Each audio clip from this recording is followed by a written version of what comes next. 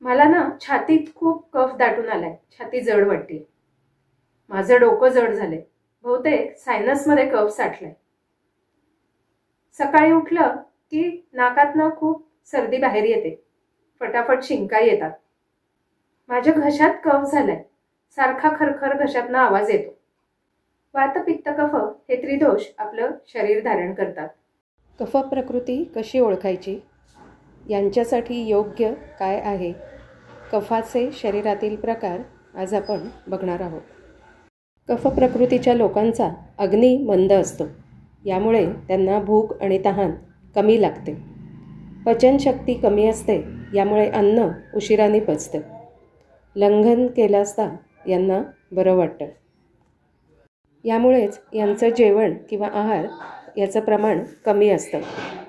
यांना कोरडे आणि गरम पदार्थ आवडतात. जड जेवण किंवा जास्ती प्रमाणातलं जेवण सहन होत नाही. त्यांनी त्रास होतो. कफ प्रकृतीच्या लोकांना घाम कमी येतो. मल आणि मूत्रप्रवृत्ती साफ होते. कफ प्रकृतीच्या स्त्रियांना मासिक पाळी बहुधा वयाच्या उशिराच्या वयात येते. झोप शांत आणि भरपूर असते. या लोकांना लवकर उठायला आवडत नाही. जागरण झाले असता त्याचा त्रास होत नाही. या लोकांच्या चालणं, बोलणं, काम करणं, खाणं या सर्व हालचाली शांत आणि सावकाश असतात. कफ प्रकृतीच्या व्यक्ती उंच असतात. बांधा मध्यम स्थूल किंवा स्थूल असतो. कपाळ मोठे आणि विशाल असते. रंग लाल गोरा. त्वचा स्निग्ध, मुलायम, मृदू असते. केस काळेभोर, लांब आणि दाट असतात. या लोकांचा आवाज मधुर असतो पण कमी बोलतात. स्मरणशक्ती चांगली असते. स्वभाव शांत आणि सहनशील असतो, परंतु राग आल्यावर ते विसरत नाहीत. निर्भय असतात. विचारपूर्वक निर्णय घेतात. निर्णय उशिरा घेतात पण आपल्या निर्णयावर ठाम असतात. यांचं बल खूप उत्तम असतं. खूप भरपूर कष्ट करू शकतात. आरोग्य चांगलं राहण्यासाठी कफ प्रकृतीच्या लोकांनी कडकडून भूक लागल्यावरच आहार घ्यावा. आठवड्यातून एकदा निराहार लावे म्हणजेच लंघन करावे. आहारामध्ये कोरडे, भाजलेले, गरम पदार्थ असावेत.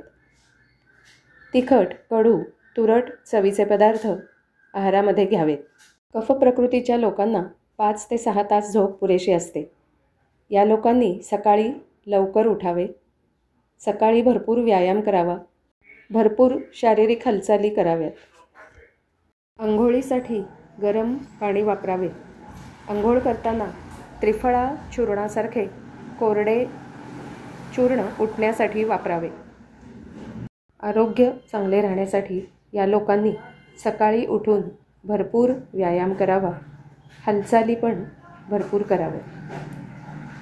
अवलंबक कफ ह्याचं स्थान उरप प्रदेश आहे. सर्व शरीरातील कफस्थानांचं जलीय तत्वांनी पोषण करायचं काम हा कफ करतो. क्लेदक कफ ह्याचं स्थान आमाशय किंवा जठर आहे. अन्न पचनासाठी योग्य व्हावं यासाठी हा कफ ते अन्न पातळ करतो. बोधक कफ ह्याचं स्थान जीभ हे आहे. रसाचे, चवीचे ज्ञान या कफामुळे होते. तर्पक कफ शिर हे याचं स्थान आहे. डोक्यातील इंद्रियांचं पोषण करण्याचं काम हा कफ करतो. संश्लेषक कफ सांधे हे ह्याचं स्थान आहे. सांध्यांमधील संधान म्हणजेच जोडणी टिकवण्याचं काम हा कफ करतो. निरोगी राहण्यासाठी आपली प्रकृती ओळखा. त्यानुसार आहार विहार ठेवा. फॉलो आयुर्वेद. Stay healthy.